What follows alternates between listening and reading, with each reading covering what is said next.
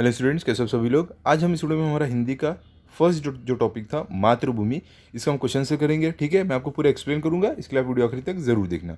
और अगर आप हमारे हमारे चैनल पर पहली बार आ रहे हो तो आप चैनल को सब्सक्राइब करो और बेल आइकन को प्रेस करो, ताकि हमारे आगे की भी वीडियोज़ मिलते रहे। आपको सारे सब्जेक्ट के वीडियोज़ हमारे चैनल पर मिल जाएंगे। ठीक है, तो देखते हैं यहाँ पर हमें क्या दिया है। फर्स्ट शब्दार्थ, इसमें क्या है, नवाना, इसका मीनिंग क्या है, झुकाना। ठीक है, सेकंड क्या है, शीश, इसका अर्थ क्या है, सिर। फिर क्या है आपको थर्ड में, जिवा, इसका अर्थ क्या है, जीभ।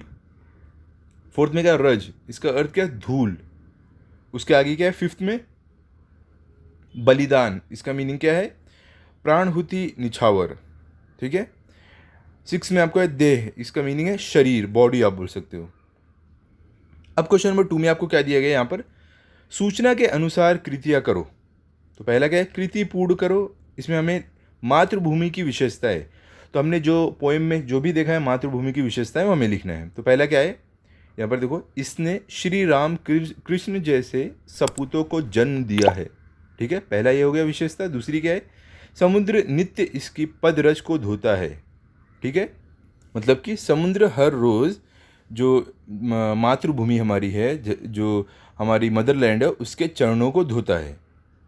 थर्ड क्या है, समुद्र इसे प्रणाम करता है। फोर्थ क्या है, मातृभूमि का पुण्य नाम है। ठीक है, मतलब कि अच्छा नाम है।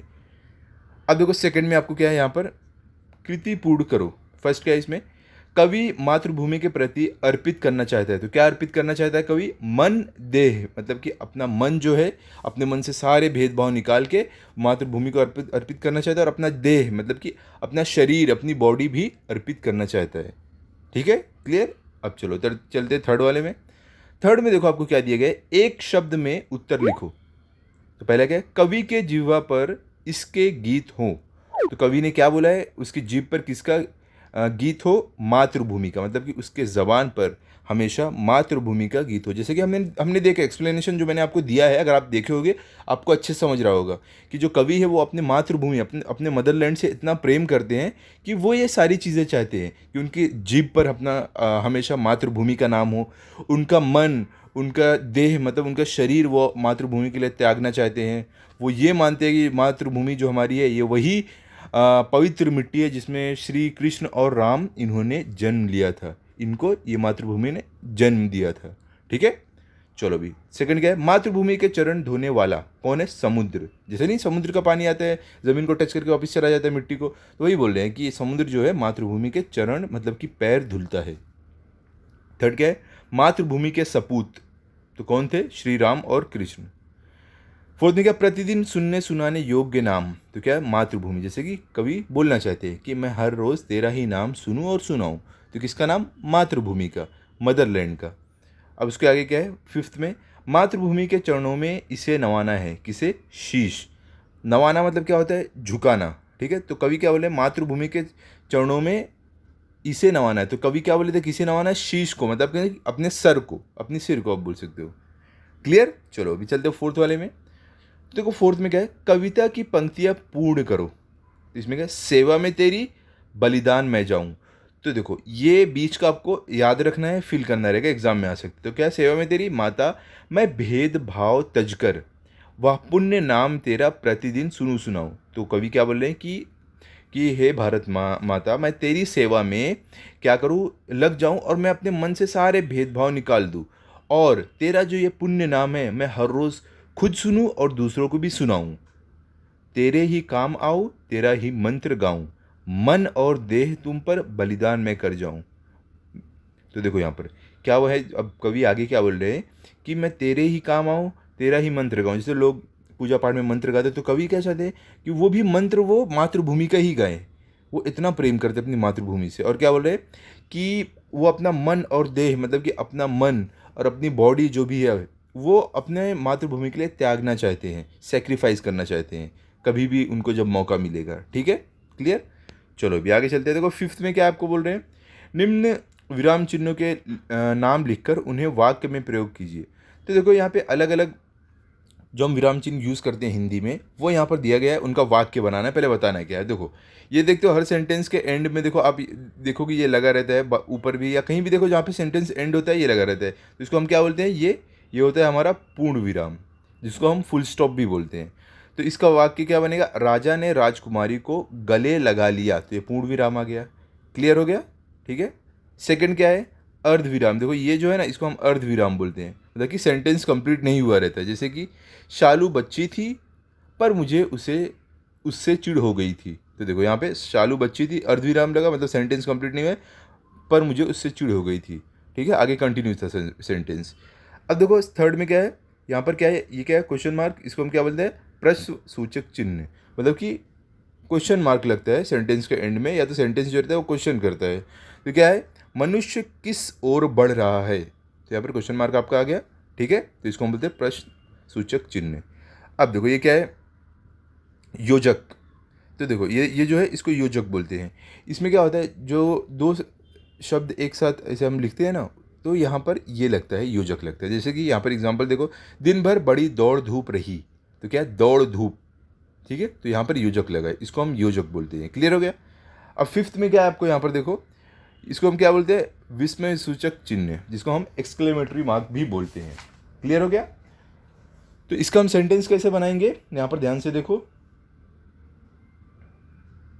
यहाँ पर हम लिखेंगे, हे मातृभूमि तेरे चरणों में शीश नवाऊं। तो यहाँ पर देखो, आप देख रहे हो, विस्मय सूचक चिन्ह आ रहा है यहाँ पर। क्लियर हो गया। चलो अभी सिक्स वाले पर चलते हैं। सिक्स में देखो क्या है,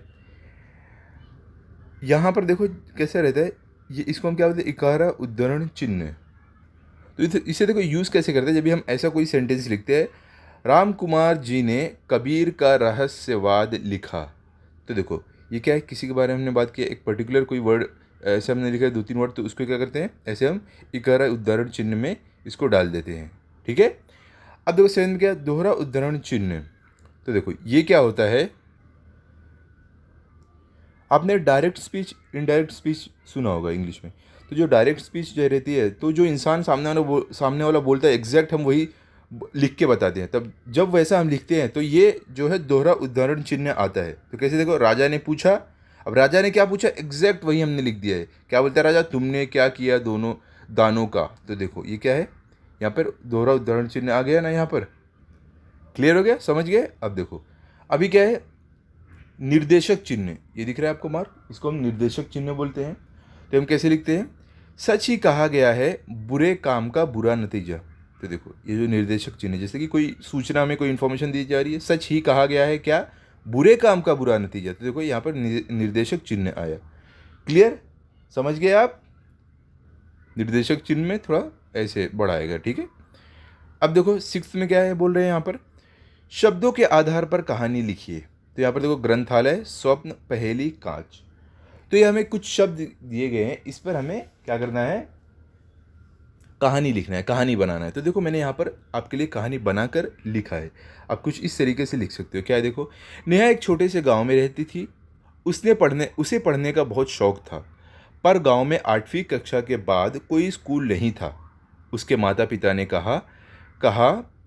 उसके माता पिता ने नेहा का शौक देखते हुए उसे आगे पढ़ने के लिए पास के कस्बे में भेजा।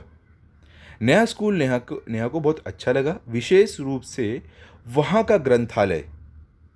वहाँ हर विषय की ढेरों पुस्तकें थी। तो ग्रंथालय मतलब क्या, लाइब्रेरी आप बोल सकते हो। कांच की बड़ी बड़ी अलमारियों में सजी पुस्तकें मानो नेहा को अपनी ओर बुलाती। जब भी अवसर मिलता, वह पुस्तकालय के अध्यक्ष की अनुमति लेकर पुस्तक पढ़ने बैठ जाती। क्या बोल रहे हैं कि जब भी नेहा को अवसर मिलता, वो जो पुस्तकालय के अध्यक्ष, मतलब कि जो लाइब्रेरी के जो लाइब्रेरियन थे, उनकी परमिशन लेके वो पढ़ने बैठ जाती थी। पुस्तकें पढ़ने की लगन के कारण उसने काफ़ी ज्ञान अर्जित कर लिया था। वह अपनी कक्षा में भी प्रथम स्थान पर रहती थी। धीरे धीरे नेहा स्कूली पढ़ाई पूरी करके महाविद्यालय में पहुंची। अब नेहा एक ही स्वप्न था, अपने गांव के स्कूल में आगे की कक्षाएं बढ़वाना। वह हमेशा इसी दिशा में सोचती रहती।